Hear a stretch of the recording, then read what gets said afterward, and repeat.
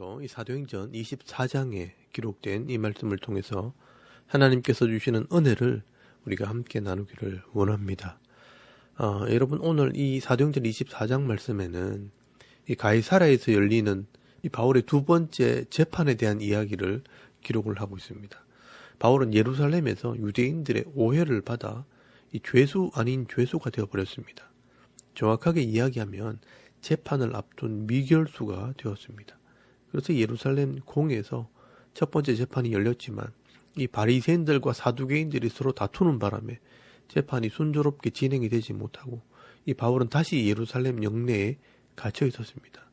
그런데 유대인들 중에 이 40명이 결사대를 만들어서 바울을 암살하려는 계획을 세우는 바람에 이 사실을 알게 된 천부장에 의해서 바울은 로마 군사들의 보호 아래 급하게 요새가 있는 가이사랴로 이동을 하게 됩니다. 그리고 오늘 본문에 보시면 5일이 지난 뒤에 유대인들이 바울이 가이사랴로 이송이 되었다는 것을 알고 이 가이사랴까지 사람을 보내서 다시 재판을 하게 된 것입니다. 오늘 본문 1절 말씀에 보시면 이 대제사장 아나니아가 사람을 보내어 재판을 요구합니다. 닷새 후에 대제사장 아나니아가 어떤 장로들과 한 변호사 더둘로와 함께 내려와서 총독 앞에서 바울을 고발하니라 라고 말씀을 합니다.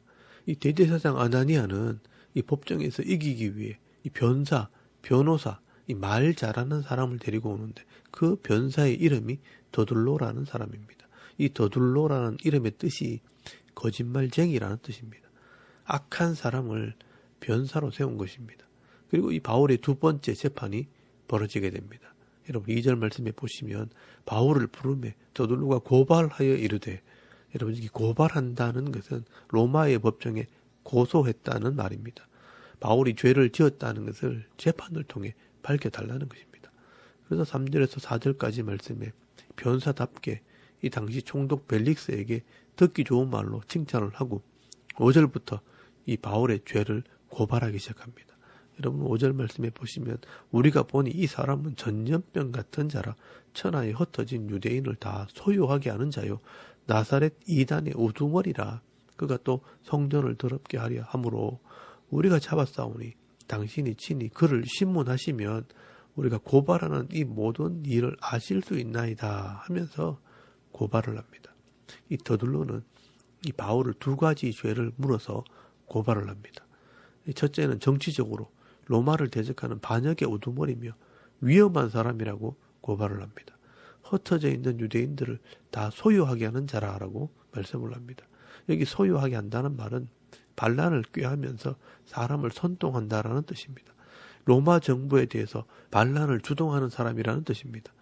마치 예수님께서 로마에 대항하다가 십자가에 죽은 것처럼 나사렛 이단의 우두머리라 예수님처럼 죽어야 할 사람이라고 말하는 것입니다. 그리고 두 번째로는 종교적으로 신성 모독죄를 지었다라고 고발을 합니다. 6절 말씀에 보시면 이 성전을 더럽게 하려 했기 때문에 우리가 현장에서 잡았다라고 고발을 합니다. 이 성전을 더럽히는 신성 모독죄는 유대인의 법으로는 사형에 해당하기 때문에 죽어야 할 자라고 말하는 것입니다. 그래서 이 더둘로는요 정치적으로나 종교적으로 사형에 해당하는 사람이기 때문에 직접 조사해서 신문을 해달라는 것입니다. 그리고 9절 말씀에 보시면 유대인들이요 함께 다 나와서 동조를 합니다. 이 말이 옳다 주장하니라 라고 말씀을 합니다. 쉽게 말하면 정인을 설 사람들을 데려온 것입니다. 사실은 이 사람들이 다 거짓 정인들입니다. 이 더둘로는 법을 이용해서 바울을 죽이려고 철저하게 준비를 해서 온 것입니다. 그래서 이 벨릭스가 이 더둘로의 말을 다 듣고 바울에게도 변호할 기회를 줍니다. 여러분 10절 말씀에 보시면 바울에게도 한번 말해보라고 머리로 표시했다라고 말씀을 합니다. 그리고 이 바울이 이 더둘로의 고소에 대해서 변론을 하게 됩니다. 그런데 이 바울의 변론을 들어보면 조목조목 이 더둘로의 말이 잘못되었다는 것을 증거하게 됩니다. 바울은 이런 상황에서 조금도 조급하지 않고 차근차근 이 자신의 결백을 주장하게 됩니다. 여러분, 이것은 우리가 배워야 할 점입니다. 어떤 사람이 잘 알지도 못하면서 자신을 모함을 하고 정죄할 때 내가 감정적으로 흥분을 해서 저 사람이 거짓말하는 것이라고, 저 사람이 나쁜 사람이라고 비난을 하고 욕을 하게 되면 나도 아무 근거 없이 상대방을 정죄하는 것이 되기 때문에 그 사람을 비난하고 욕하는 것 자체가 또 죄가 될 수 있는 것입니다. 그 사람이 주장하는 것은 어디까지나 그 사람의 생각이기 때문에 그것 때문에 흔들릴 필요 없이 자기의 생각과 내가 알고 있는 진실을 그대로 이야기하면 되는 것입니다. 그러므로 절대로 억울한 일을 당해도 당황하거나 조급하지 않게 자신의 의견을 침착하게 이야기할 수 있는 그런 지혜로운 성도들이 다 되실 수 있길 바랍니다.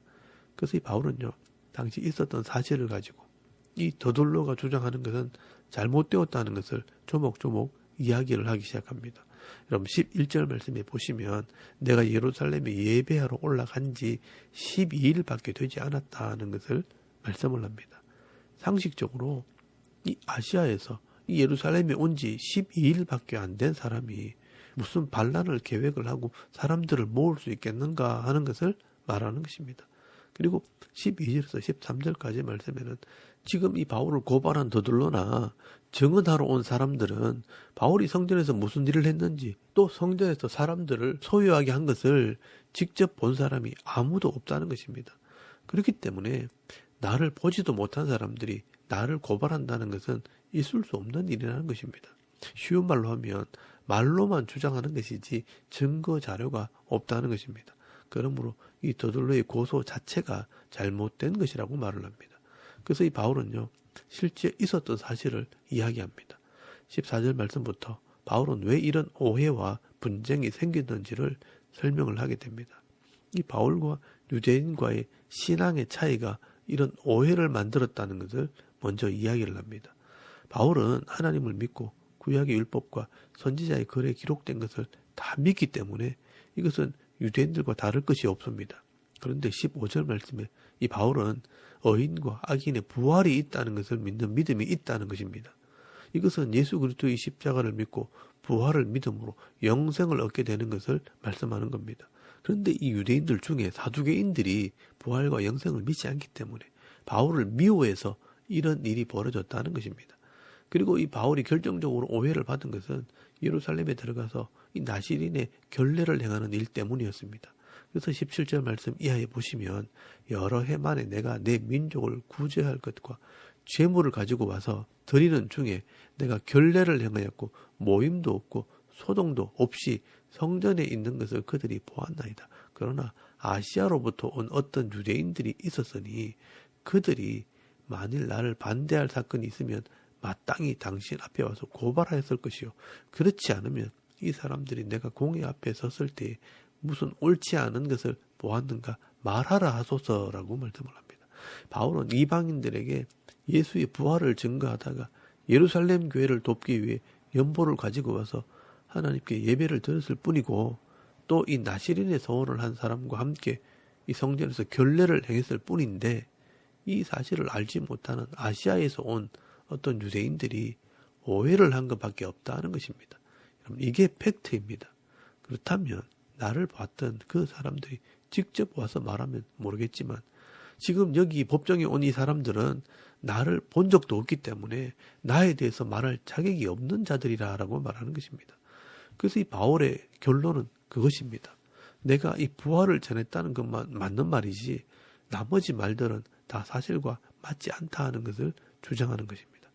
사실 바울은 유대인과 종교적인 차이 외에는 아무런 죄가 있을 수 없다는 것을 증언한 것입니다. 결국 이 벨리스 총독이 들어봐도 이 바울이 잘못한 것이 없기 때문에 결론을 내지 않고 다시 재판을 연기하게 됩니다. 그래서 이 바울은 가이사라에서 2년이나 갇혀 있게 됩니다. 사실 이 바울이 가이사라에서 2년을 갇혀 있는 이 기간이 세상적으로 볼 때는 억울한 시간이고 헛된 시간 같지만 이 바울에게는 굉장히 중요한 시간이 됩니다. 형식적으로 이 바울은 갇혀 있을 뿐이고 이 감옥에서 바울은 자유를 누리게 됩니다. 여러분 23절 말씀에 보시면 백부장에게 명하여 바울을 지키되 자유를 주고 그의 친구들이 그를 돌보아 주는 것을 금하지 말라 하니라 라고 말씀을 합니다. 바울은 여기서 2년을 갇혀 있는 동안 사람들과 왕래하고 교제를 하면서 복음을 전하게 됩니다. 여러분 24절 말씀에 보시면 수일 후에 벨릭스가 그 안에 유대 여자 두루실라와 함께 와서 바울을 불러 그리스도 예수 믿는 도를 듣거늘 바울이 의와 절제와 장차오는 심판을 강론하니 벨릭스가 두려워하여 대답하되 지금은 가라 내가 틈이 있으면 너를 부르리라 라고 말씀을 합니다. 바울은요 감옥에 있는 동안 이 로마의 고위층에 있는 사람들을 만날 수 있었고요. 또 그들에게 복음을 전할 기회를 가지게 된 것입니다. 보통 때 같으면요 바울이 이런 사람들을 만날 수도 없었을 것입니다. 바울은 미결수가 되어서 재판을 받았기 때문에 이런 사람들을 만날 수 있는 기회가 주어진 것입니다. 그래서 이 바울은 이 로마의 고위층에 있는 사람들을 만날 때마다 예수를 믿는 도를 전했고 의와 절제와 장차 오는 심판에 대해서 전하게 될 때 그들이 두려워했다라고 말씀을 합니다. 여러분 이것은 하나님께서 주신 기회라는 것입니다. 여러분 우리가 인생을 살아갈 때 여러 사람을 만나게 되는 것도 절대 우연이 아닙니다. 다 하나님의 뜻이 있고 은혜라는 것을 기억해야 합니다. 그래서 우리가 하나님 말씀에 능한 자가 되고 이 말씀대로 순종하는 삶의 준비가 되어 있으면 어디를 가든지 하나님께서 이 복음을 전하는 기회를 주시는 것입니다. 우리 삶 속에서 만나는 사람들이 사실은 전도할 대상자들이고 또 복음을 전해야 될 사람들입니다. 바울은 밖에 나오면 이 죽음의 공포와 두려움이 있지만 이 감옥 속에서는 안전하게 찾아오는 사람들에게 복음을 전하고 말씀을 가르칠 수 있는 그런 자유를 누리게 된 것입니다. 그러므로 이런 일들이 바울에게는 불행이 아니라 은혜가 되는 것입니다. 그리고 또 하나 중요한 사실이 있습니다. 이 바울이 2년 동안 가이사라에 갇혀 있는 동안 바울과 함께 사역했던 이 누가가 예루살렘과 갈릴리를 오가면서 예수님에 대한 자료를 수집하게 됩니다. 여러분 누가는 이방인이었고요. 바울이 2차 전도여행 할 때 만난 사람입니다. 누가는 의사였기 때문에 바울의 건강을 책임지고 있었습니다. 그런데 이방인이었던 이 누가는 가이사라에 있는 동안 말로만 듣던 이 예수님에 대한 이야기를 직접 듣게 되는 기회를 얻게 된 겁니다. 그래서 이 예수님이 자란 이 나사렛이나 갈릴리에 있는 이 예수님의 제2의 고향이라고 하는 가브나움과 또 십자가에 죽으신 예루살렘 거리를 다니면서 이 예수님에 대한 증거들을 수집하고 사람들을 만나 요즘 말로 인터뷰를 하게 된 것입니다. 그리고 그 증거들을 중심으로 이 예수에 대한 이야기를 기록을 하게 되는데 그게 바로 누가복음이 된 것입니다. 여러분 누가복음 1장 1절에서 4절까지 말씀해 보시면 이 누가는 예수에 대한 많은 자료를 살펴보고 정리해서 데오빌로라는 사람에게 예수를 확실하게 알게 하려고 이 글을 썼다는 것을 기록을 하고 있습니다. 그래서 이 누가복음은요 이방인을 위한 복음서입니다. 여러분 누가복음 1장 1절에서 4절까지 말씀해 보시면 우리 중에 이루어진 사실에 대하여 처음부터 목격자와 말씀에 일꾼된 자들이 전하여 준 그대로 내력을 저술하려고 붓을 든 사람이 많은지라 그 모든 일을 근원부터 자세히 미루어 살핀 나도 데오빌로 각하에게 차례대로 써보내는 것이 좋은 줄 알았노니 이는 각하가 알고 있는 바를 더 확실하게 하려 함이로라 라고 기록을 하고 있습니다. 그래서 이 누가복음은요 이방인들이 예수님이 누군지를 알 수 있도록 이 이방인인 누가가 이 예수님에 대해서 자세하게 기록을 한 복음서입니다. 그렇다면 이 바울이 가이사라에서 2년 동안 갇혀 있었던 이 기간은 하나님의 특별한 은혜요 선물이라는 것을 알 수 있습니다. 바울에게는 고위층 사람들에게 복음을 전할 수 있는 기회가 되었고 또 이 누가에게는 이방인들에게 복음서를 기록할 수 있는 이 예수님에 대한 이 자료를 수집할 수 있는 귀한 시간이었다는 것을 알 수가 있는 것입니다. 그리고 바울은 재판을 받기 위해 로마에 가서 2년 동안 갇혀 있게 되는데 이 가이사라에서 2년 동안 준비했던 모든 자료들을 이 로마 감옥에서 2년 동안 이 자료를 정리해서 쓴 것이 바로 누가복음입니다. 그래서 이 누가복음 때문에 예수님의 행적에 대해서 우리가 자세하게 알게 된 것입니다. 이렇게 우리 인생 중에 억울한 일을 당하고 이해할 수 없는 일들이 일어나지만 이런 일들이 다 하나님의 섭리 가운데 일어나는 일들이라는 것을 알 수가 있습니다. 그래서 하나님께서는 모든 것이 합력해서 선이 되게 하시는 분입니다. 세상적으로 볼 때 큰 일이 될 수 있고 엄청난 고통이라고 생각하지만 하나님 안에서 평안이 될 수 있고 이 미래를 위해 준비해야 하는 기간이 될 수 있다는 것을 여러분 기억하실 수 있길 바랍니다. 오늘 저와 여러분도 마찬가지입니다.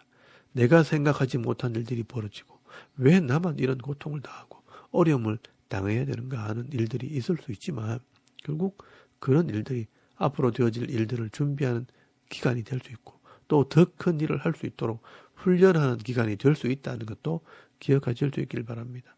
여러분 시편 46편 1절에서 3절까지 말씀해 보시면 하나님은 우리의 피난처시요 힘이시니 환난 중에 만날 큰 도움이시라. 그러므로 땅이 변하든지 산이 흔들려 바다 가운데 빠지든지 바닷물이 솟아나고 뛰놀든지 그것이 넘침으로 산이 흔들릴지라도 우리는 두려워하지 아니하리로다 라고 말씀을 합니다. 세상이 뒤집어지고 땅과 바다와 산이 흔들려도 그 속에 하나님의 은혜가 있다면 우리가 두려워하지 않을 수 있고 도리어 내게 주신 이 사명을 감당하게 되어지는 것입니다. 오늘도 이 세상 속에는 여러 가지 우리가 상상하지 못했던 놀라운 일들이 계속 일어나고 있습니다. 그러나 여러분 이런 일들 속에 하나님이 계획이 있다는 것을 우리가 믿을 때 두려워하거나 흔들리지 마시고요. 하나님께서 주시는 이 평안을 누리며 살아가는 그런 성도들이 다 되실 수 있기를 바랍니다. 오늘 말씀을 통해 바울과 누가가 억울한 일을 당하고 재판을 받는 이 과정을 통해 하나님의 은혜를 경험하고 누렸던 것을 묵상하시면서 오늘도 내게 주신 이 삶 속에서 어떤 큰 일이 벌어지고 엄청난 일이 생겨도 절대로 당황하지 마시고 이 일을 통해 하나님께서 어떤 은혜를 주시려나 도리어 기대하고 감사하면서 기쁨과 이 평안을 누리는 삶을 살아갈 수 있는 저와 여러분의 이런 영적인 삶의 모습이 되실 수 있기를 주의 이름으로 축원합니다. 아멘. 우리 잠깐 기도드리겠습니다. 오늘도 내 삶 속에 일어난 일들을 통해 하나님의 섭리와 역사를 깨닫는 성도가 되게 하옵소서. 나라와 이 민족을 위해 섬기는 교회와 가정을 위해서 또 개인의 기도 제목을 따라 기도하고 오늘 하루 삶을 또 시작할 수 있길 바랍니다. 다 같이 우리 하나님께 한번 기도드리겠습니다. 살아계신 하나님 은혜를 참 감사합니다. 오늘도 이 아침에 우리가 하나님을 예배하게 하시옵소서.